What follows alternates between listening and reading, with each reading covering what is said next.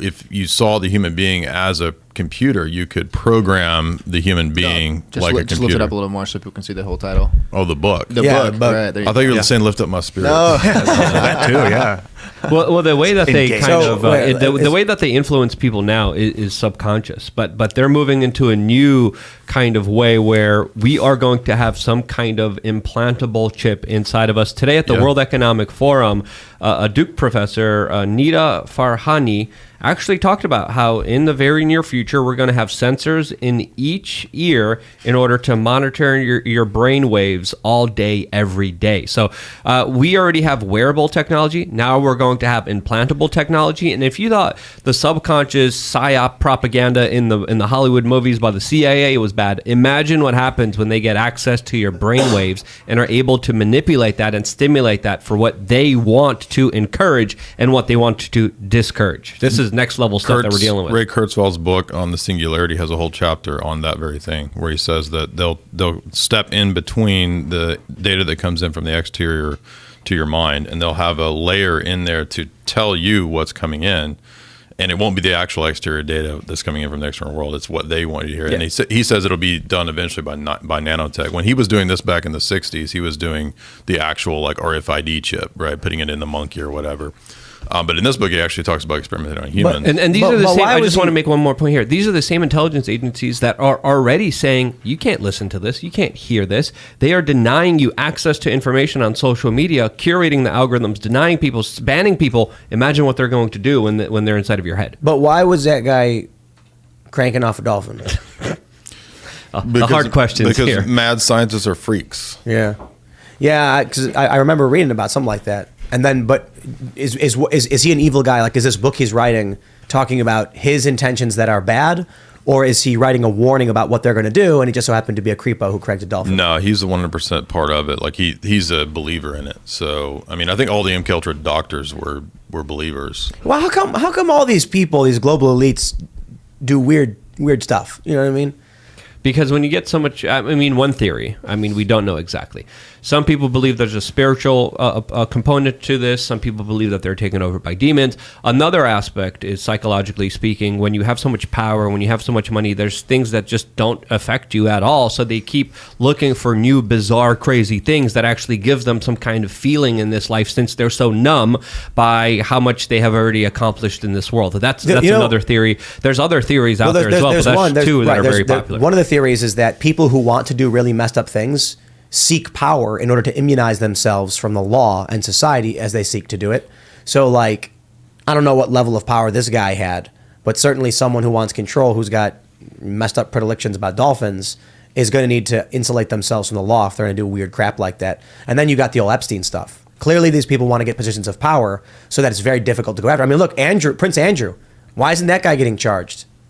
I mean, what's up with that, you know? Maxwell goes to jail. What about the client list? These people seek power because then they can then get away with it. Because you look at what happens to people who aren't in the club, like those two guys. I think where was it? Those two guys were in Atlanta or something, where they were two gay guys adopted kids and then started raping and trafficking them for money. Those guys got arrested, and people are calling for the death penalty for what they did.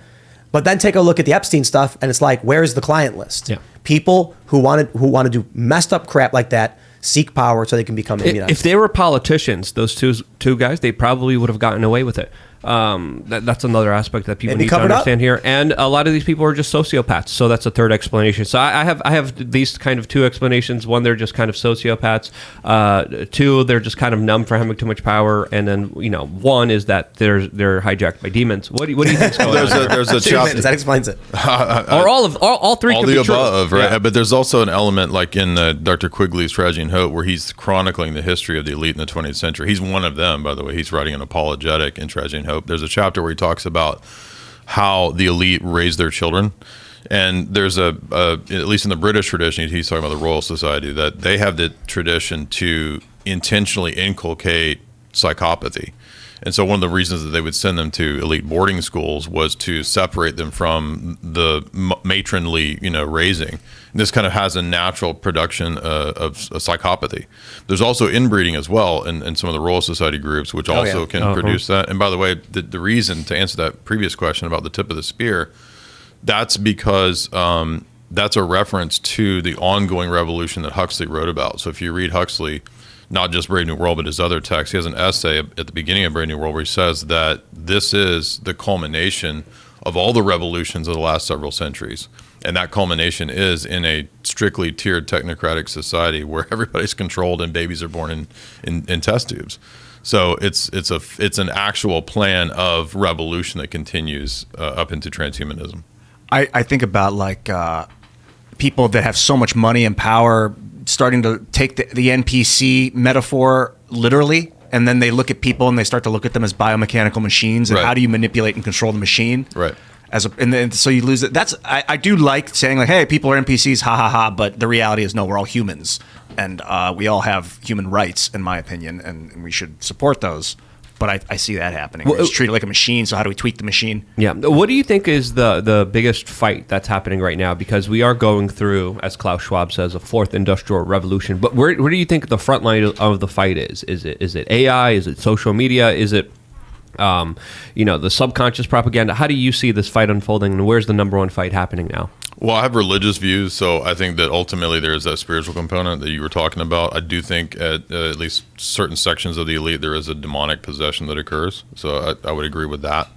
So that's kind of the big picture in my view. But then, I think that if we don't stop the implementation of a complete tech control grid, it's over. Yeah. I was watching this video of journalist trying to interview Klaus Schwab at Davos a few days ago. Did you guys see that? And this girl, and he's like ignoring her, like he doesn't have time. And so I want to like Klaus. I want to be like, maybe he's got his own path to world unification. I don't necessarily agree with, but I think he thinks he's doing good. So in this interview, she's trying to interview him. He walks away. He comes back and he's like, "Who are you, this? Who are you, this? What company?" And she's like, "I'm independent." And he's like, "Oh, yeah, okay." And like, why are you a dick, Klaus? Like, don't be a fucking dick, dude. We need... That's He's what evil, concerns bro. me. Yeah, maybe he is. Maybe he's actually like a nasty guy. I want to like him. You thought these people were nice? Well, he's got charisma. Why do you want to like these great? The charisma. He's the charisma He's like of a Bond villain. Thank you. Right. True, but villains have charisma. They just use it for evil. Like Okay, that's fair the point. problem with charisma. Is it can be used very nefariously. Well, I brought this classic about the technocratic age, and I think you know him. Yeah, Zbigniew Brzezinski. He talked about a lot of this stuff too, way before it was Right. even as relevant as it is today. Right. He really, Zbigniew Brzezinski was one of the biggest representatives of the Rockefeller family. He was a part of the Council on Foreign Relations, the Bilderberg Group, the Trilateral Commission. He was the presidential advisor, and truly was also the mastermind behind the Mujahideen and the Taliban in Afghanistan as well. He was the first person that I confronted and had to run away from security after doing so. Yeah. That video's still on YouTube, right? Yeah, in fear for my life. It says, "Sit down and shut up." Yeah. Between Two Ages is Yeah, the name and of then the book. the subtitle is the best part because it's America's role in the technocratic era. He's not around anymore, is he? No, he Technocratic, passed away, but his daughter is, of course, Mika Is Brzezinski evil on in it. MSNBC. Oh, wow. And I confronted him specifically about him talking about the Great New World Order Right. and him starting essentially Al-Qaeda and him being responsible for doing so with American tax dollars with a foreign policy move that bit us in the back, and also having culpability in the events that happened in New York City on 9/11. So it was a very interesting conversation. It's the first video. I think if you go to my YouTube channel, We Are Change, you go to the oldest video, you'll see that right there. But he talked about a lot of this technocratic stuff. What was your biggest takeaway from Between Two Ages? Between Two Ages has essentially all of the plan laid out in the early 70s, and it caught the eye of David Rockefeller. So he talked to Kissinger about this book, and he's like, "Oh, I like that guy. Get him in some kind of steering committee." Yes, we will do that. We'll create a steering committee right away. That's literally what they did. They had a conversation about it. That was a good impression. They created Trilateral Commission, and then boom, Zbigniew's there running it. And he's basically from the behind the scenes, like you said, doing a lot of the black ops and all this kind of stuff.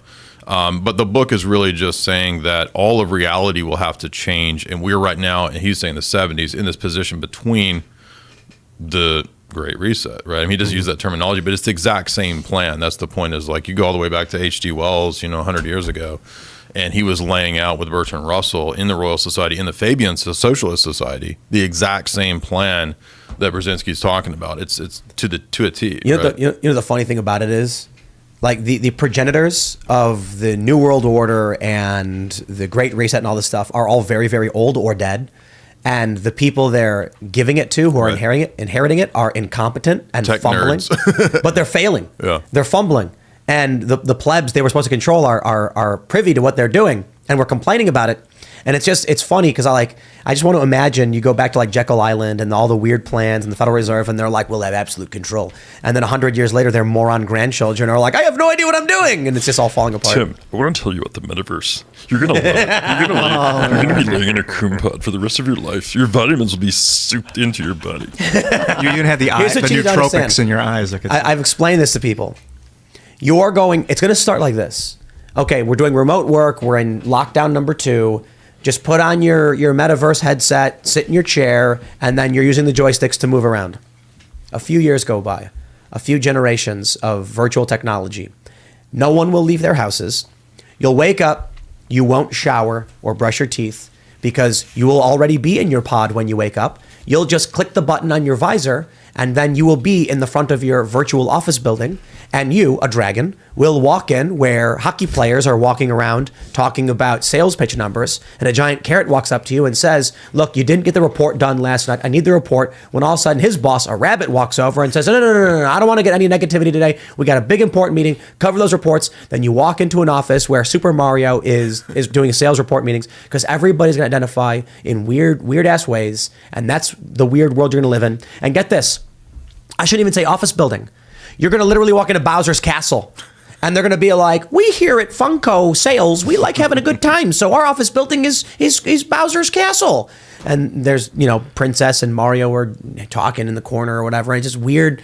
And you're going to be talking business in this crazy broken world where a carrot's complaining about stuff. I was picturing people being fed by tubes of like liquid fluid, and then their Bugs. teeth falling out because they don't brush them. Like you were saying, they're in the thing all day. They don't need to wash and clean. The teeth will fall out. All of them will fall out, and then they'll start having kids with no teeth. No. Like we'll start creating humans with no teeth. I got to stop you.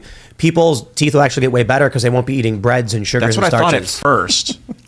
But I could see it going in either direction. It's just like IVs, dystopically. or plugs or whatever it may be. But we also have to understand the internet is dominated by a lot of adult content. Now imagine having VR and being in a place where you're inundated with the internet, and you're going to be seeing a lot of weird, crazy stuff, especially because people can't kind of unhook and get away from it. But Jay, from your experiences, from what Tim just said, how accurate is that, and how do you see the future kind of shaping? Not by what you want, but what you've read and what they're calling for. Yeah, well, that's the world I want, right? I want to, right? You want to go to work at Bowser's Castle? Yeah, right. Your boss is a dude, but he avatars as Princess Peach. And it's like just Princess Peach is like, look, I told you couldn't be selling these things in the office, these digital widgets. I'm sorry, Peach. I mean, Jim. Back to the brickyard with you. Smash him with your head. Get it? No, I mean, in Jacques Attali's book, Brief History of the Future, he has a section where he talks about that when you're basically in the Coom pod phase, you're going to be bitched around by a robot that will be your monitor. So, I mean, it's all planned out to where it's like you won't get access to the outside world except through this like bitchbot monitor that tells you anything that you need to know. So that's kind of what the Chat GPT that's rolling out is, this early phase of what you see in movies like Spike Jonze's Her. There's also a really good movie that makes Tim's point, which is called The Congress. I don't know if you've ever seen that, but it's a classic with indie sci-fi movie from like 2010. It's got Robin Wright in it, and they scan her in as an actress, and the company owns the scan. She dies, but then like 1,000 years into the future, everybody's interacting in the metaverse as dragons and Mario. And Whoa, it's called the Congress? Yeah, it's a great movie. Ooh, I want to check that out. That's so I funny. just That's wrote it part of down. why I'm obsessed with these contracts. It's But perpetuity. Everybody's in the metaverse, like they're wearing the headset or whatever, where it's in their head. But everybody's walking around in tattered rags, like they're fentanyl zombies. But they're living in the metaverse. So Have you seen the video out of Philly of that drug epidemic or whatever, where everyone's taking some, I forgot what it's called, but they're all like shaking and shambling back and forth? Yeah. It's called Flocka. No, it's not Flocka. It's not Flocka? No, the Flocka one makes people go like, "Ah!" and go crazy. The Philly one is like Trace or something like that. And it makes people like look like zombies shaking back and Oh, forth. I've seen this too. Yeah. You know, man. in that book we were just talking about Zbigniew Brzezinski's Between Two Worlds. Between Two Ages. Between Two Ages. I imagine the ages are the age of the liberal economic order and the age of the New World Order, and that we are in the middle of the transition. But you mentioned the Fabian Society has also been talking about this stuff. That's 1884. Way before the liberal economic order was formed. I mean, technically, I guess the British Empire. So is it the British Empire is now evolving into a world empire? Correct. Yeah. Trank. It's called Trank. Thank you. So if I could ask you, sorry, I didn't mean to just cut grab you the off. book on the Fabian, but we'll get into that. But I in a just minute. wanted to ask you, Jay, because a lot of people have different kind of understanding and perspectives. Who do you see at the top of the pyramid here? I know that's a very kind of open-ended, generalized question and kind of hard to answer, but I don't know if... The Amish. That's what I'm talking about, dude. The AQ.